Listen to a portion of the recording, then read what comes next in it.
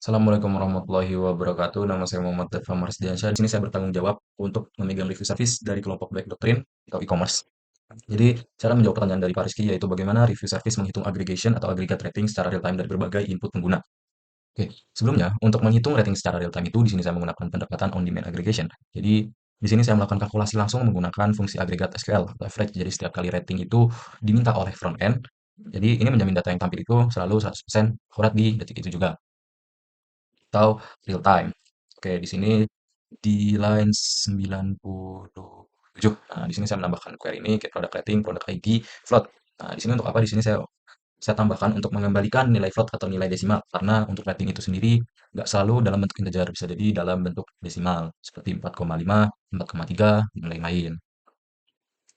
Oke, lalu selanjutnya di sini. Nah, di sini untuk resolve-nya di line 120. Di sini saya membuat logic untuk query tersebut. Jadi ketika dipanggil kode ini itu menjalankan perintah SQL menggunakan average rating langsung ke database. Oke, langsung aja kita ke GraphQL-nya. Sini ada GraphQL-nya.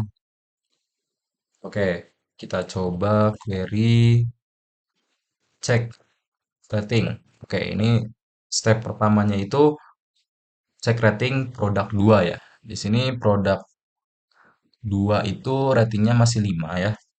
Jadi, lalu kita input reviewnya di langkah kedua. Sekarang kita simulasikan ada user yang memberi bintang 1 atau merusak rata-ratanya. Oke, ini kita mutation, beri rating, jelek, misalnya. Nah, oke, di sini muncul. Lalu di sini di langkah ketiganya kita cek ratingnya setelah dikasih rating atau kita setelah di mutation. Jadi tanpa server refresh, jadi kita langsung cek ratingnya ya. Kita coba cek ratingnya. Nah, di sini produk ratingnya itu 3 karena tadi awalnya itu ratingnya 5, lalu kita kasih rating 1.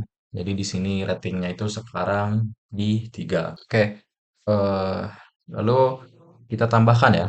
Di sini karena tadi permintaannya dari beberapa user ya. Jadi ini baru satu user aja. Kita simulasikan jadi dua user misalnya atau dua atau tiga user. Oke, di sini tadi dosen sekarang mahasiswa. Tadi ratingnya 1, coba kita sekarang kasih rating 2. Nah, oke. Oke, sekian dari saya. Terima kasih. Assalamualaikum warahmatullahi wabarakatuh. Nama saya Faid Hasanamala, saya akan menjawab pertanyaan bagaimana user service mengelola pembuatan token JWT.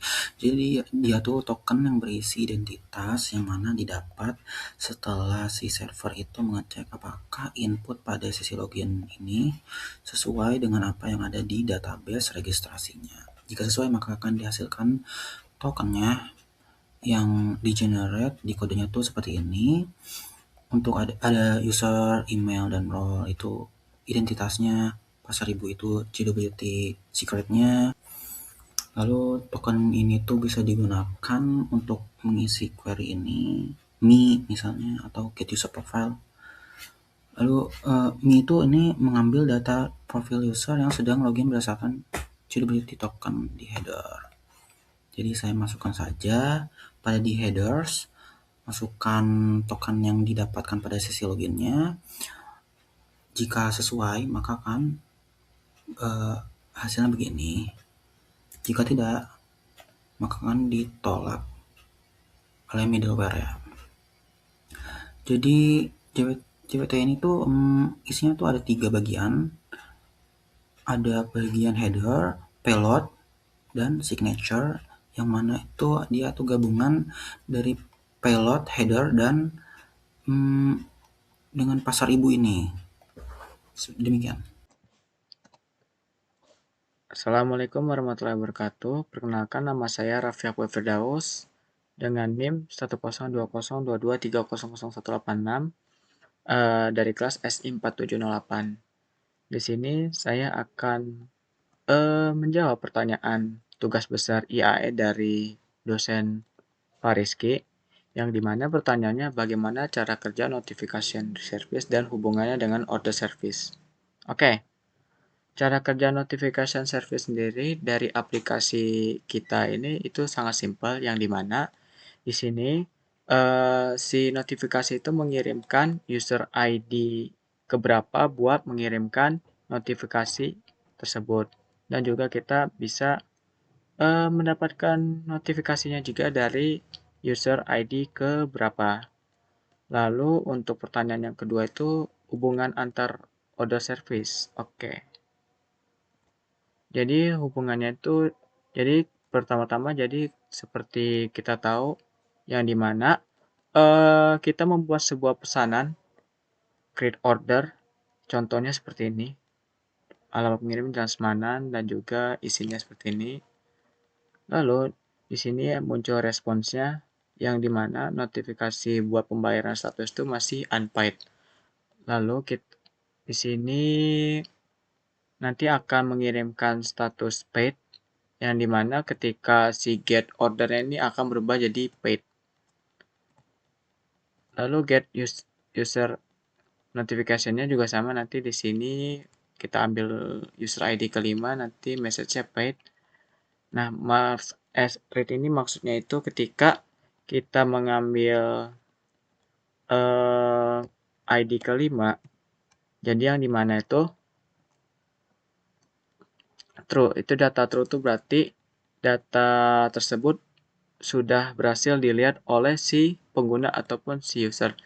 Jadi kalau bisa dikesimpulkan cara kerja notifikasi itu seperti dia tuh menampilkan notifikasi dari si order.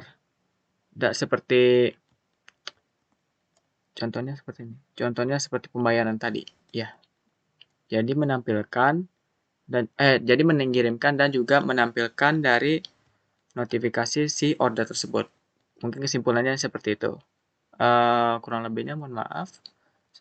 Saya akhiri. Wassalamualaikum warahmatullahi wabarakatuh. Assalamualaikum warahmatullahi wabarakatuh. Sebelumnya perkenalkan, nama saya Ananta Faustus Citra Setiabudi.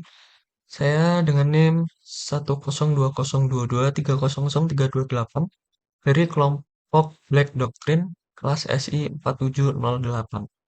Nah, jadi di sini saya akan mendemokan pertanyaan dari Pak Rizky, yaitu bagaimana product service menangani query filter dan paging. Jadi di sini tidak terlihat backend-nya, tidak ada perubahan, sudah sesuai. Nah, ini kita akan mencoba pembuktian eh, apakah bisa dan berhasil. Di sini kita akan mencoba cek keyword pro, kemudian cek kategori HP, cek min price. Nah, di sini di GraphQL-nya ini tadi sudah saya coba juga, udah berhasil. Kita coba ketik ulang query-nya.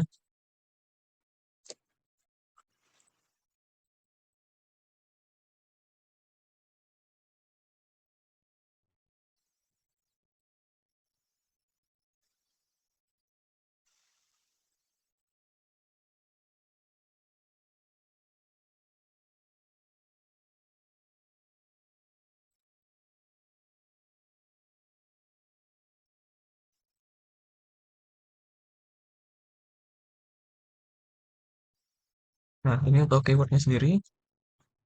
Pro, kemudian kategori HP,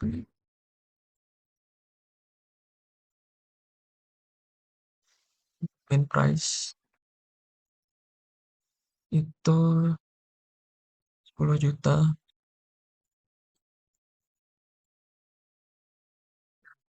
Kemudian untuk pagingnya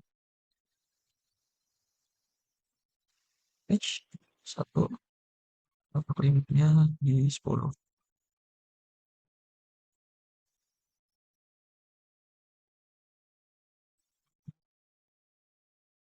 Ada harga, oh kurang S. Nah, kita coba jalankan. Nah, ini outputnya kita sudah berhasil. Lihat kan apakah product service itu berhasil menangani filter dan paging. Nah, ini untuk hasilnya. Mungkin cukup sekian eh, demo dari saya. Terima kasih. Wassalamualaikum warahmatullahi wabarakatuh. Assalamualaikum warahmatullahi wabarakatuh. Perkenalkan, nama saya Tebe Altaulil Lapsar dengan NIM 102022300301 dari kelas SI 4708 kelompok Black Doctrine. Di sini saya akan menjawab pertanyaan, yaitu jelaskan alur integrasi order service saat melakukan query biaya kirim ke layanan logistik. Nah, di sini untuk menjawab pertanyaan tersebut terdapat query get shipping option, yang dimana query ini menerima variabel kota tujuan ID, produk ID, dan kuantitas. Pertama-tama dalam query ini kita melakukan perhitungan, mengambil data produk berdasarkan produk ID. Lalu kita melakukan perhitungan berat gram dengan cara data berat produknya dikalikan kuantitas. Lalu kita hitung total berat yang kilogramnya dengan cara menggunakan modul math.max dengan nilai minimal 1 agar dapat diterima oleh sistem. Perhitungan matematikanya itu berat gram dibagi 1000 dan akan menghasilkan nilai kilogram. Lalu kita return weight dengan mengambil fetch gossip option dengan mengirim data kota tujuan ID dan hasil perhitungan total berat. Nah, di sininya itu ada function fetch gossip option yang kota tujuan ID dan total berat tadi hasil perhitungannya. Di sini akan menghubungkan dengan logistik URL dan melakukan query get shipping option kota asalnya, kota asal ID. Nah, kota asal ID ini adalah hard coded, itu di ID-nya 1 yaitu kota Jakarta. Jadi kita tidak perlu melakukan input kota asal ID. Lalu setelah itu ada kota tujuan ID, dan total berat yang berdasarkan hasil inputan. Nah, di sini nanti query-nya menghasilkan metode pengiriman, harga ongkir, dan estimasi hari. Kita lakukan contoh menjalankan query-nya dengan cara di sini ada get shipping option, menerima kota tujuan ID, produk ID, dan kuantitas, dan di sini adalah data yang akan diterima, metode pengiriman, harga ongkir, dan estimasi hari. Nah, kita variabelnya di sini misal kota tujuan ID-nya 2 atau Bandung, lalu produk ID-nya 1 yaitu HP iPhone, dan kuantitasnya misal 2. Lalu kita jalankan get shipping option. Nah, di sini terdapat 2 metode pengiriman, reguler dan express. Kalau reguler itu estimasi harinya 3 hari dengan biaya 15.000, dan express itu estimasi harinya 2 hari dengan dengan harga ongkirnya 25.000 atau yang lebih mahal. Sekian dari saya, kurang lebihnya mohon maaf. Semoga saja ini dapat menjawab pertanyaan dari Pak Rizky. Saya tutup. Wassalamualaikum warahmatullahi wabarakatuh.